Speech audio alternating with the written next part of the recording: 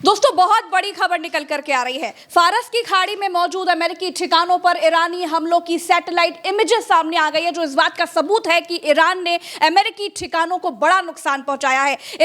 America की missile sites पर बड़ा धमाकेदार हमला किया गया है, बहुत नुकसान अमेरिका का हुआ है। और दूसरी तरफ अमेरिकी सीनेटर जो इजराइल के कट्टर समर्थक थे, ग्राहम लिंडसे, उनकी मौत की खबर निकल करके आ रही है। और इस पर ईरान ने क्या कुछ कहा है, इस पर बात करते हैं, क्योंकि आज बहुत बड़ी खबर यह है कि जो सैटेलाइट तस्वीरें भरजी सामने निकल करके आ रही है, जो इस बात का दावा कर रही हैं कि अमेरिका का बड़ा नुकसान हुआ है। प्रज्ञा जी, भीषण हमले हो रहे हैं और होर्मुज के इर्द गिर्द ही हो रहे हैं।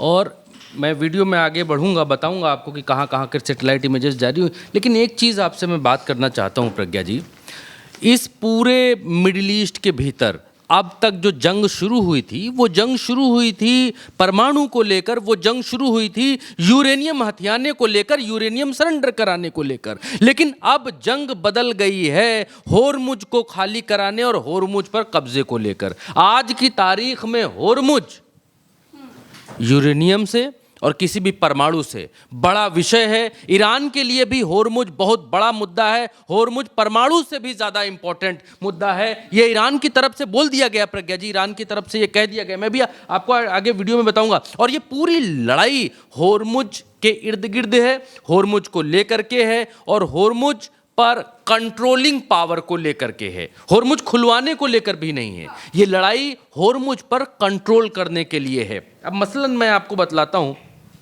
एक होर्मुज जहां पर सबसे कम है, मैं थोड़ा सा चित्र में आपको दिखाता हूं तो आपको बेहतर समझ में आएगा। ये होर्मुज का इलाका है, आप देखिए होर्मुज जहां पर सबसे कम भाग है, जहां पर सबसे पतला है, जहां पर मुंह, ये मुंह 39 किलोमीटर का है प्रज्ञा जी, 39 किलोमीटर्स ओनली।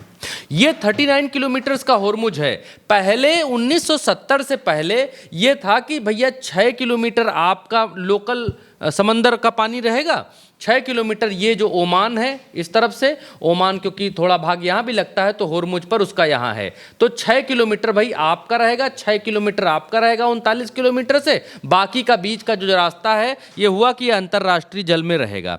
फिर 1970 में जब समय आया तो 1970 में दोनों देशों ने, क्या इधर ओमान और क्या इधर ईरान, दोनों देशों ने कानून पारित किए और कानून पारित करके ये कहा कि हमारा इलाका 22 किलोमीटर का है। 22 किलोमीटर हम यहाँ तक रहेंगे, 22 किलोमीटर आप यहाँ तक रहेंगे, तो यहाँ से हमारा, यहाँ से आपका भाई। और जो अंतर्राष्ट्रीय जल मार्ग है आपका, जो आप बताते हैं कि इतने सीमा में है, तो आप यहाँ नापिए अंतर्राष्ट्रीय जल मार्ग, भाई 22 किलोमीटर तक अंतर्राष्ट्रीय हम यहाँ रहेंगे, ऐसे करके। और जहाँ सबसे कम है वहाँ भी 22 से 22 नापे। जब वहाँ भी 22 से 22 नापे प्रज्ञा जी, तो ये हो गया खत्म,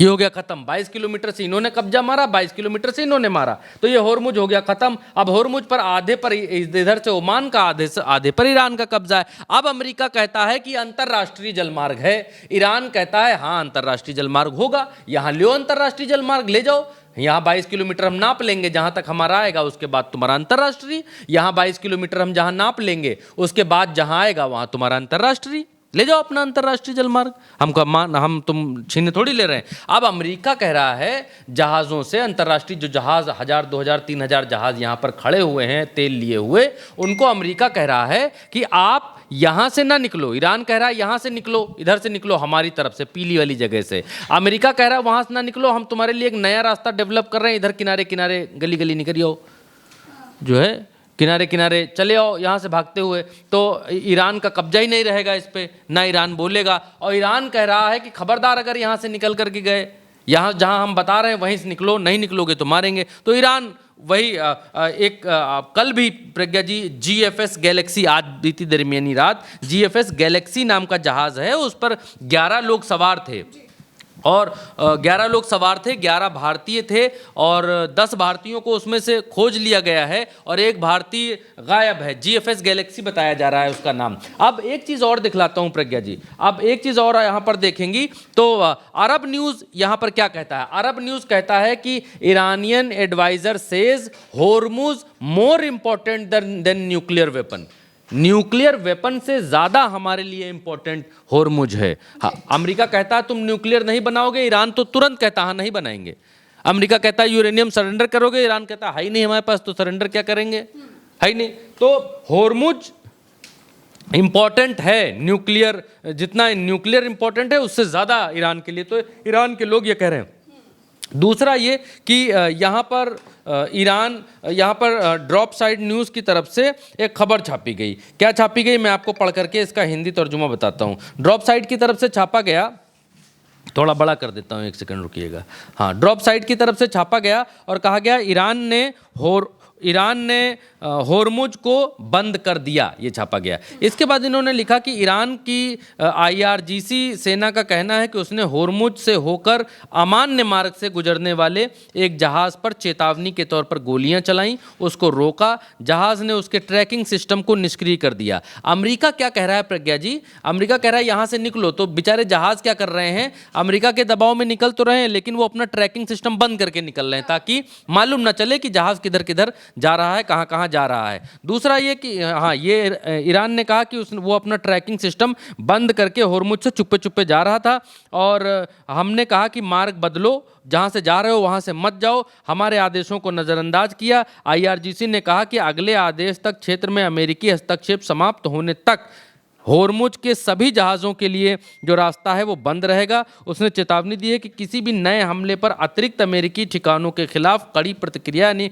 कड़े हमले किए जाएंगे। अब ईरान ने प्रज्ञा जी होर्मुज का जो नया नक्शा जारी किया वो कुछ ऐसा जारी किया, आपके सामने देखिए, स्क्रीन के ऊपर है ये नया नक्शा। अब इसमें आप देखिए कि ईरान ने पहले क्या था, पहले इस युद्ध से पहले जब ट्रंप ने यहाँ नाक नहीं घुसाई थी तब तक होर्मुज इतना, ये कंट्रोल ईरान का था, इतने होर्मुज में। उसके बाद अमेरिका ने अपने यहाँ एक लॉ पारित किया और अपनी संसद में एक लॉ पारित करके उसने घोषित किया कि जो होर्मुज है वो अजमान तक, इस तरफ अजमान तक और इस तरफ फुजैरा, ये जो फुजैरा पोर्ट है जो आपको नीचे दिखाई दे रहा है, ये जो फुजैरा पोर्ट है प्रज्ञा जी, यहाँ से बहुत सारे जहाज तेल भरा करके चले जाते थे। तो ईरान ने कहा कि फुजैरा पोर्ट के आगे तक होर्मुज लगेगा और होर्मुज अब यहाँ लगेगा। ठीक वैसे ही जैसे कहा जाता है कि दिल्ली NCR अब यहाँ से वहाँ तक लगेगा, नोएडा, गाजियाबाद, गुड़गांव, ये सब दिल्ली NCR में आएगा।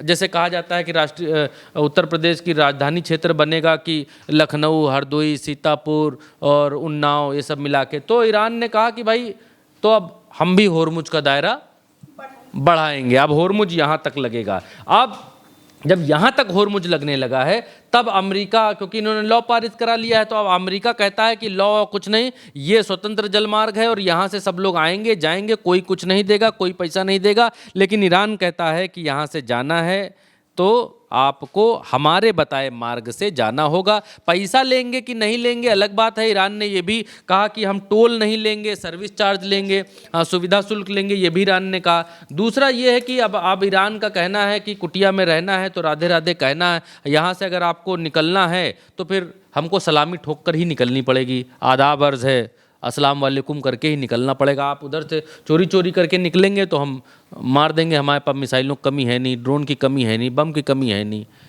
हम तो उधर बना ही रहे हैं, हमारे यहाँ कुटीर उद्योग लगा हुआ है, सब बना रहे हैं बम, मार देंगे, हमारा क्या जा रहा। खैर, इसके अलावा एक और खबर निकल करके प्रज्ञा जी आ रही है और वो बड़ी खबर है। क्लैश रिपोर्ट ने यहाँ पर ये कंफर्म किया है, ये बताया है, ये दावा किया है अगर सही शब्दों में कहें, क्योंकि उल्टा चश्मा यूसी पर जो भी आप देख रहे हैं और युद्ध की खबरों में क्योंकि कंफर्मेशन बड़ा मुश्किल है करना, तो जो ईरान दावे करता है, जो अमेरिका दावे करता है, उन्हीं दावों के आधार पर हम आपको बताते हैं। क्लैश रिपोर्ट ने लिखा कि ईरान ने फारस की खाड़ी में अमेरिकी ठिकानों के ऊपर हमले किए और उसकी सैटेलाइट इमेजेस निकल करके आ गई हैं। उनमें देखा जा सकता है देखा यह जा सकता है कि जॉर्डन के प्रिंस हसन एयरबेस पर MQ-4C स्ट्राइटन ड्रोन हैंगर नष्ट हो गया है, ये बताया जा रहा है। जॉर्डन में जो इनका हैंगर है वो नष्ट करने की इमेजेस सामने आई हैं। फिर बताया कि कतर के अल उदैद एयरबेस पर जो है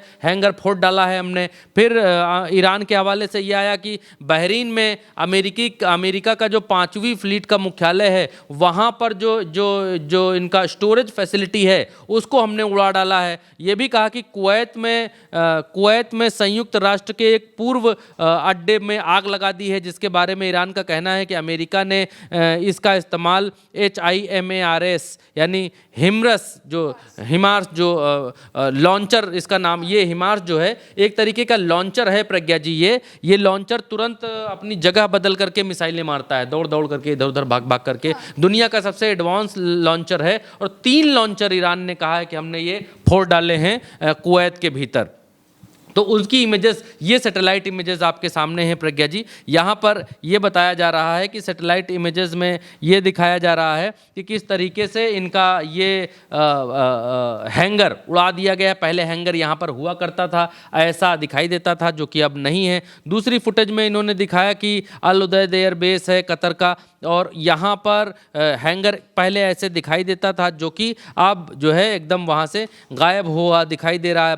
एक और सैटेलाइट इमेजेस इन्होंने जारी की, ये इमेज कुवैत की बताई जा रही है, और कुवैत के भीतर जो HIMARS इनका एडवांस लॉन्चिंग सिस्टम है, मिसाइल लॉन्चिंग सिस्टम, उसको और गोदाम को, 2 चीज़ों को उड़ाने का दावा यहाँ पर किया जा रहा है। यहाँ एक हरा गोला लगा करके बताया जा रहा है कि पहले यहाँ पर पहले ऐसा था ये लाल लाल, अब यहाँ पर ये नहीं है। दूसरा ये भी बताया जा रहा है कि ये जो टावर देखिए, टावर के हिसाब से भी मिलान कराई जा रही है कि यहाँ ये टावर खड़ा है और यहाँ पर ये टावर खड़ा है इस हरे एरिया में, तो ये टावर खड़ा है और ये टावर खड़ा है, और इन खड़े टावर के अगल बगल जो इमारतें हैं वो अब नहीं रहीं, ये बता रहे हैं मिलान करके। और यहाँ पर जो हरे घेरे में टावर खड़ा है उसके नीचे इमारतें हैं, और यहाँ टावर के बगल में इमारतें जलती हुई दिखाई दे रही हैं, धुआं निकलता हुआ दिखाई दे रहा है। दूसरा ये कि एक और इमेज यहाँ पर जारी की और इसमें बताया कि हमने एक और इनके साइड के ऊपर हमला किया, बेस के ऊपर हमला किया, वहाँ पर भी गोला लगा। हालांकि ये इमेज ब्लर्ड हैं और इन ब्लर्ड इमेज में उतना साफ दिखाई नहीं दे रहा है, लेकिन ईरान की तरफ से ये दावा है जो आपके सामने है प्रज्ञा जी। इसके अलावा एक और खबर निकल करके आती है स्क्रीन पर आपके, वो ये है कि इजराइल के जो अंध समर्थक हैं, इजराइल के थे कहना चाहिए, इजराइल के अंध समर्थक और इजराइल और ईरान की लड़ाई लगवाने वाले मुख्य भूमिका जिनकी कही जाती है, अमेरिकी सेनेटर लिंडसे ग्राहम, उनकी मौत की खबर आ रही है। ये लिंडसे ग्राहम हैं और ये जो है ये सेनेटर हैं अमेरिका के, और कहते हैं लुकुआ बहुत लगाते थे, लड़ाई यहाँ पर इनका दिमाग चलता था आगे आगे। तो उसके बारे में ईरान के भीतर बड़ी खुशियाँ मनाई जा रही हैं और कहा जा रहा है कि चलो एक कम हुआ, ये बातें बताई जा रही हैं, कही जा रही हैं कि ये भी कहा जा रहा है कि दुआओं में असर होता है, बद्दुआओं में असर होता है। क्लैश रिपोर्ट ने ईरान का एक ऑथेंटिक बयान छापा और इनके जो विदेश मंत्रालय के प्रवक्ता हैं बघई, उन्होंने एक बयान दिया। क्या बयान दिया मैं पढ़ करके आपको बताता हूँ। उन्होंने कहा कि लिंडसे ग्राहम की मृत्यु पर ईरानी विदेश मंत्रालय का बयान, कहा कि अज़राइल यानी मृत्यु का दूत न्याय संगत है। इन्होंने इसको न्याय संगत कहा और कहा कि ऐसे व्यक्ति के लिए जिसका पूरा जीवन द्वेष और आक्रामकता के समर्थन से भरा रहा है, लोगों के मन में केवल एक काला इतिहास ही रह जाएगा। उस उग्र स्वभाव वाले और तीक्ष्ण वाणी वाले सीनेटर की मृत्यु से किसी भी स्वतंत्र व्यक्ति का हृदय शोकग्रस्त नहीं हो सकता है, ये ईरान की तरफ से कहा गया। दूसरा एक और प्रज्ञा जी, हिंदी मीडिया में क्या छापा गया वो भी आपको बता देते हैं। हिंदी मीडिया में छापा गया कि लिंडसे ग्राहम की मौत के बाद क्या क्या कहा गया। ईरानी मीडिया और सरकार समर्थक टिप्पणीकारों ने American Republican senate Lindsey Graham की मौत पर खुलकर खुशी जताई। उन्हें ईरान का बड़ा विरोधी और इजराइल का मजबूत समर्थक बताया गया। सरकारी चैनल IRINN के एंकर ने उनकी मौत पर ईरान की जनता को बधाई तक दे दी। कट्टरपंथी टिप्पणीकार फुआद इजादी ने कहा कि ग्राहम की मौत से अमेरिकी संसद में जियोनिज्म के सबसे बड़े समर्थकों में से एक की कमी हो गई है। मेहर न्यूज़ एजेंसी ने कहा कि ग्राहम ईरान को तबाह करने का सपना कब्र तक लेकर के गए, जबकि स्टूडेंट नेटवर्क SNN का कहना है कि ईरान को मिटाना चाहता था, वो खुद खत्म हो गया। डोनाल्ड ट्रंप के करीबी सहयोगी लिंडसे ग्राहम का शनिवार 71 साल की उम्र में निधन हो गया। उनके कार्यालय ने बताया कि शुरुआती मेडिकल जांच के मुताबिक महाधमनी यानी आर्टरी फटने से उनकी मौत हो गई। ग्राहम पहले ट्रंप के आलोचक थे, लेकिन बाद में प्रमुख समर्थकों में शामिल हो गए। विदेश नीति के मामलों में अमेरिका की सबसे प्रभावशाली आवाज़ों में गिने जाते थे और विदेशों में अमेरिकी सैन्य कार्रवाइयों के मुखर समर्थक थे। ये उनकी तस्वीर है, फोटो है, ये उनके आप दर्शन कर लीजिए, ऐसे वो दिखाई देते थे। और ईरानी मीडिया ने अमेरिकी सेनेटर की मौत पर खुशी जाहिर की है, जताई है। प्रज्ञा जी, बिल्कुल। तो इस वक्त की सबसे बड़ी खबर यही निकल करके आ रही है दोस्तों कि जो ईरान ने हमला किया था अमेरिकी ठिकानों पर, फारस की खाड़ी में मौजूद तमाम जो अमेरिकी ठिकानों थे उन पर, उसकी जो सैटेलाइट इमेज है वो अब सामने आ गई है, जो इस बात का दावा कर रही है कि वाकई ईरान ने अमेरिका का बड़ा नुकसान किया है। और जो लड़ाई यूरेनियम या फिर न्यूक्लियर बॉम्ब को लेकर के शुरू हुई थी, वो आज स्ट्रेट ऑफ हॉर्मुज पर अटक गई है। और इसी स्ट्रेट ऑफ हॉर्मुज पर कंट्रोल को लेकर के जो लड़ाई ईरान और अमेरिका के बीच चल रही है, वो हर दिन नया पायदान पकड़ती जा रही है। तो फिलहाल के लिए इस खबर में इतना ही। चैनल को सब्सक्राइब कीजिएगा, वीडियो को शेयर कीजिएगा। तमाम इंटरनेशनल और नेशनल खबरों के लिए चैनल को सब्सक्राइब कीजिएगा भी और करवाइएगा भी। नमस्कार।